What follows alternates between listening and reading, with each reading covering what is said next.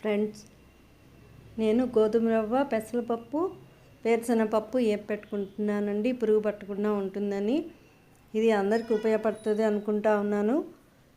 ఈ పప్పులు ద్వారగా ఏపి పక్కన పెట్టుకోవాలండి. ఎన్ని రోజులైనా ఎన్ని నెలలైనా నిల్వ ఉంటుంది, పాడవకుండా ఉంటాయి. ఇక్కడ వేరుశనగపప్పు, పెసరపప్పు, రవ్వ 3 పక్కన పెట్టుకున్నానండి. మనకి బియ్యంలో పురుగు పట్టకుండా ఉండాలన్నా కూడా ఎండుమిరపకాయలు వేసుకోవాలండి, పురుగు పట్టకుండా ఉంటుంది. ఇక్కడ దోసకి వేపుతున్నానండి. 1/2 కేజీ మినపప్పు, 1/4 కేజీ బియ్యం తీసుకున్నాను. ఇవి ఊరికే అలా హీట్ చేసి తీసేస్తానండి, ఎక్కువ వేపుకోకూడదు, లేదంటే దోశలు రావు, ఇరిగిపోతాయి. ఇక్కడ సున్నుండలకి వేపుకుంటున్నానండి. సున్నుండలకి వేపుకోవాలంటే అది బాగా ఏగాలండి, లేదంటే బాగోదు. ఇక్కడ దోసకండి బియ్యము, శనగపప్పు, మెంతులు ఈ 3 తీసుకున్నానండి నేను. తర్వాత ఏపి మిక్సీకి వేసుకున్నాను. మిక్సీకి వేసుకున్న తర్వాత జల్లించుకున్నానండి. ఇది గ్లాస్తో పట్టడం వల్ల అండి లేట్ అయిపోతుంది, పని లేట్ అవుతుంది. మనం ఇలా తిప్పుతా పట్టుకున్నామంటే పిండి నీట్గా వస్తుంది, త్వరగా అయిపోతుంది. ఈ దోశ పిండి వచ్చేసండి తగినంత వాటర్ వేసి కలుపుకోవాలి. బ్యాచిలర్స్కి అయితే చాలా ఉపయోగపడుతుందండి. మనం అప్పటికప్పుడు చేసుకున్న దోశలాగా అంత టేస్ట్గా అయితే లేదు, కానీ పర్వాలేదు, దోశ బాగా వచ్చింది.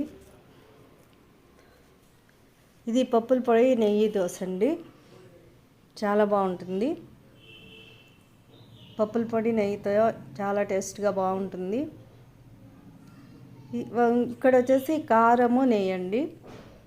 కారము నెయ్యి దీనిలో పప్పుల పొడి వేసుకుంటే చాలా టేస్ట్గా బాగుంటుందండి. ఎగుటు లేకుండా తినాలనిపిస్తూ ఉంటుంది. దీనిలోకి మేము శనగపప్పు, ఉల్లగడ్డ కూర చేసుకున్నామండి. చాలా టేస్ట్గా బాగుంటాయండి.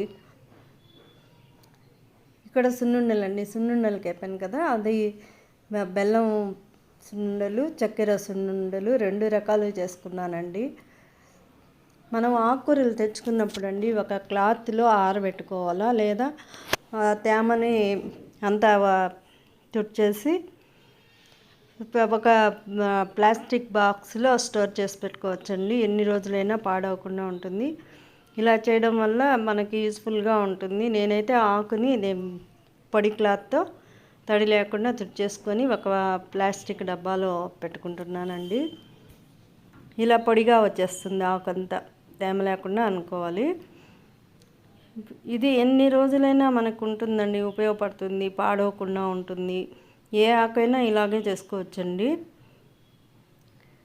నా వీడియోలు నచ్చితే లైక్ చేయండి, సబ్స్క్రైబ్ చేయండి ఫ్రెండ్స్, కామెంట్ చేయండి. ఇలా నేను ప్లాస్టిక్ డబ్బాలో స్టోర్ చేసి పెట్టుకున్నాను. నన్ను ఎంకరేజ్ చేయండి, మీ సపోర్ట్ నాకు కావాలి. ఓకేనా ఫ్రెండ్స్? అందరికీ ఉపయోగపడుతుంది అనుకుంటున్నాను. నేను అన్ని ఆకులు ఇలాగే ఆరబెట్టి స్టోర్ చేసి పెట్టుకుంటానండి. అది బ్రౌన్ పేపర్ ఉంది కదండి, కార్డ్బోర్డ్ పేపరు, దానిలో పెట్టుకుంటే ఇంకా మనకి ఎక్కువ రోజులు నిల్వ ఉంటుంది. ఈ వీడియో అందరికి ఉపయోగపడుతుంది అనుకుంటున్నాను ఫ్రెండ్స్. మీరు ట్రై చేయండి. ఓకేనా? లైక్ చేయండి, షేర్ చేయండి, సబ్స్క్రైబ్ చేయండి, కామెంట్ చేయండి, ఎంకరేజ్ చేయండి. ఓకేనా ఫ్రెండ్స్?